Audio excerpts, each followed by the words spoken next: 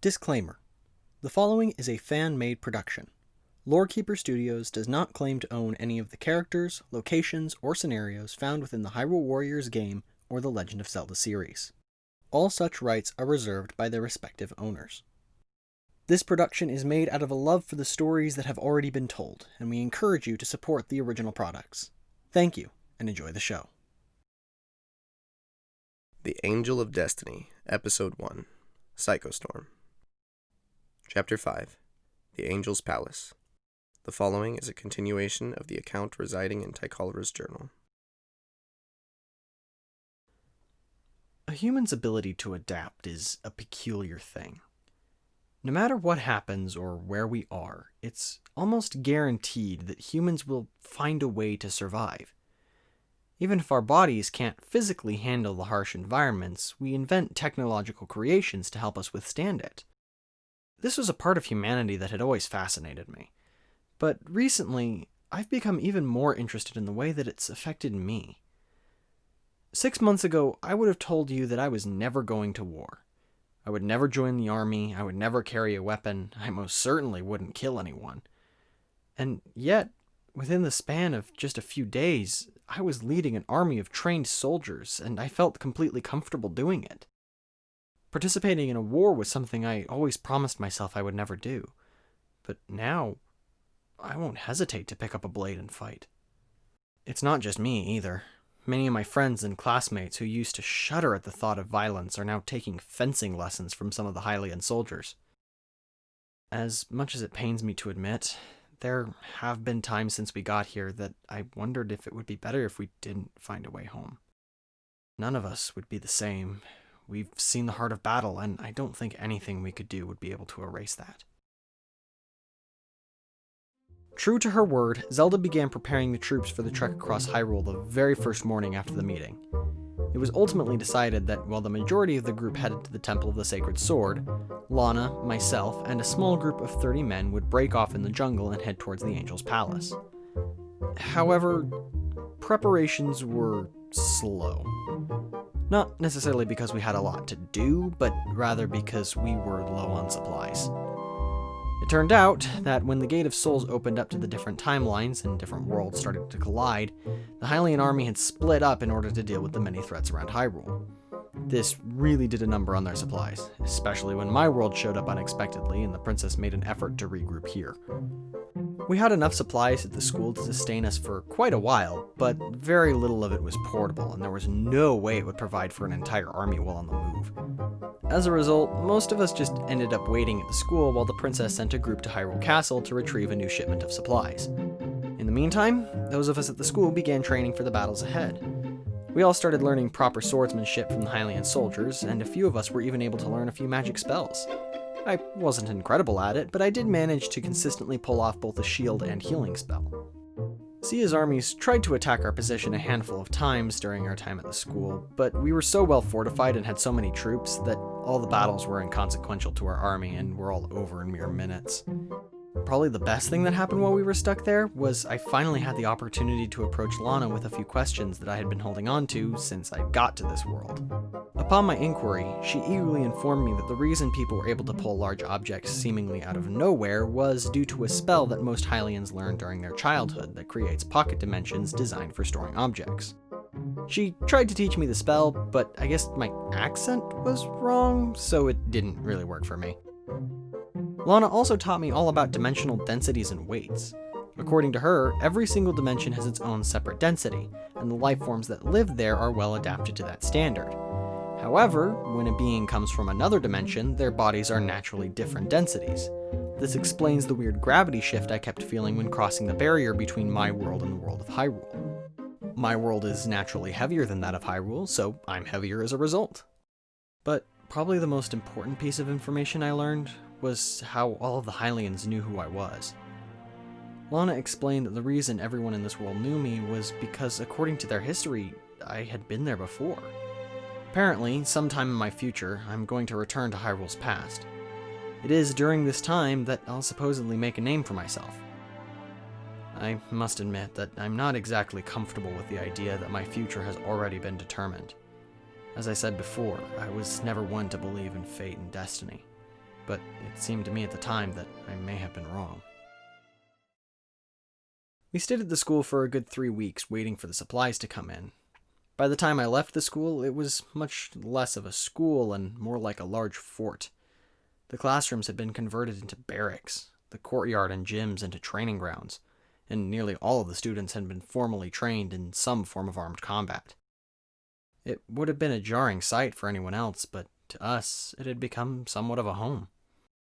Eventually, the supplies arrived from Hyrule Castle, and we began to make the trek to the Temple of the Sacred Sword. Overall, the journey was rather uneventful. In accordance with my plan, my squad successfully broke off from the rest of the group while we crossed through the jungle. We silently trekked for a while before reaching a small clearing coated in shade from the dense trees that stretched high above us. Just as we had hoped, the clearing seemed empty, but despite this, we still proceeded with caution, under the assumptions that we weren't alone. In the center of the clearing was the temple I had seen in my dream. Getting a closer look at it, I could clearly make out many detailed decorations that appeared all along the outside. A large pillar decorated in the small red hearts I mentioned earlier held up the center of the structure, although I now noticed that the hearts were upside down. I also saw a series of 6 other pillars that featured hearts of the basic colors of the rainbow, although these ones right side up. And, in accordance with my dream, the rest of the temple exterior was adorned with weaving patterns of large blue gears. We all stood outside the temple for some time, marveling at its remarkable design. As we stood, I noticed something inside the temple almost sparkle a little bit. Out of curiosity, I stepped forward and peeked around the central pillar to get a glimpse inside of the building. In the back of the foyer stood a golden frame containing a large portrait of 3 figures. One of the figures was a young girl who looked to be about 12 years old at most. The girl had dark brown hair and wore a pink shirt along with a sky blue skirt. The second being was a beautiful woman who was much more mature in age. She boasted pitch black hair and a skin tone that reminded me of milk chocolate. She also wore a pale violet dress that went down below the bottom of the portrait. The third figure was me. I was older in the portrait, but not by too significant of a margin, only being in what I would guess were my mid-20s, maybe. From what I could tell, I still wore the exact same green sweater that I found myself wearing at that particular moment, but on my back, I could clearly make out the hilts of 2 swords. The hilts were the same in overall design, but one was a deep blue color and the other a bright red. I stared at the portrait for no less than 5 minutes, wondering if this was the life I was destined to lead. I asked myself what sequence of events would ultimately lead me to the scene I saw before me.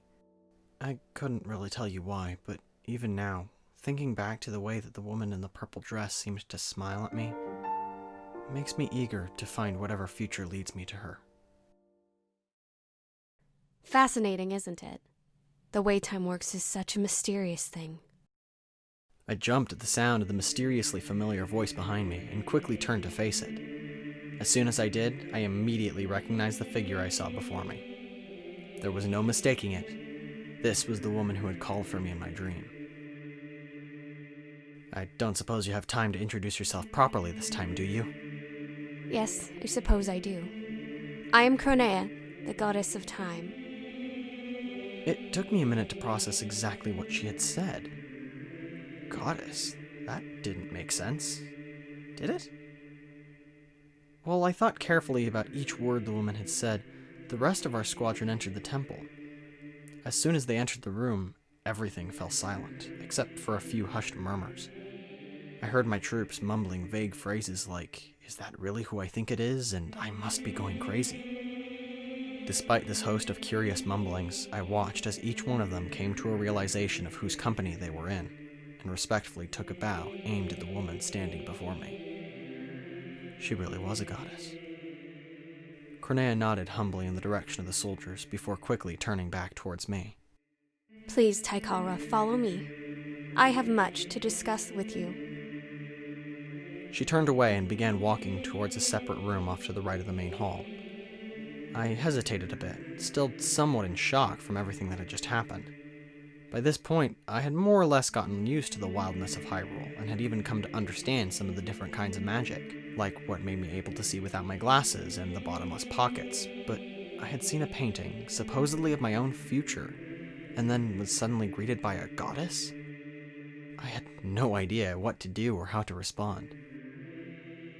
Noticing my hesitation, Kronea stopped by the entryway to the next room and patiently waited for me to gather my thoughts.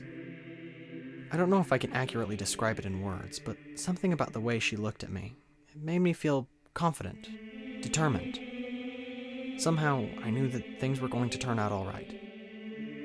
With newfound determination, I made my way over to the entryway where Kronea had been waiting for me. She took a somewhat slow pace down a very expansive hallway, giving me ample time to observe the remarkable decor of the room.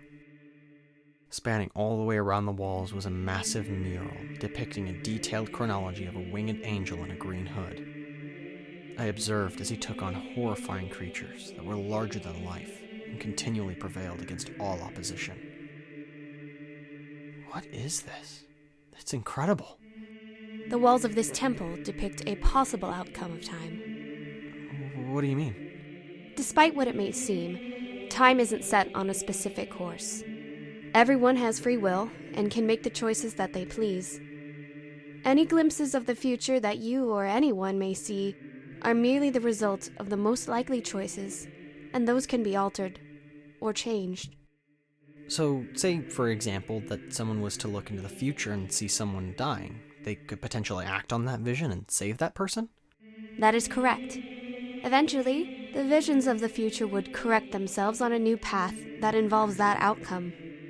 So how does that affect you, being the goddess of time and all? I exist on the same plane of space and time as you. I, too, follow its flow as anyone else would. I can see the predicted future, but even I don't have the perfect knowledge of what lies ahead. My role is merely to observe and protect the timeline, and make sure that the histories and timelines that have been established stay intact. So you basically stop people from changing the past? Yes. When aspects of history are altered, that creates what is known as a time paradox. In the event of a paradox, the timeline does not know what to do with itself and is prone to collapse in on itself. I exist to repair paradoxes and rewrite the timeline, should that need arise. Wait a second. I was told that in my future, I would go to parts of Hyrule's past. You say that everything in the future isn't set and that the past can't be altered. But how does it work if someone's future is someone else's past? At this, Kronea paused. A solemn expression grew on her face, and she let out an exhausted-sounding sigh. Your situation is a special one, and I think it will be better explained once we get where we're going. We continued in silence for the rest of the journey as we passed through an expansive series of rooms and hallways. All along the way, I watched the walls, reading the murals that predicted a possible future, marveling at each image and gawking at the horrible monsters that could be found within. After a long, silent tour of the temple, we entered what seemed to be the back of the palace. The room was quite expansive and featured dozens of shelves with miscellaneous objects displayed on them. Weapons, pieces of armor, paintings, instruments, and many other things that would take too long to mention. In the center of the back wall was a large stained glass window with the same 7 hearts that I saw on the pillar in front.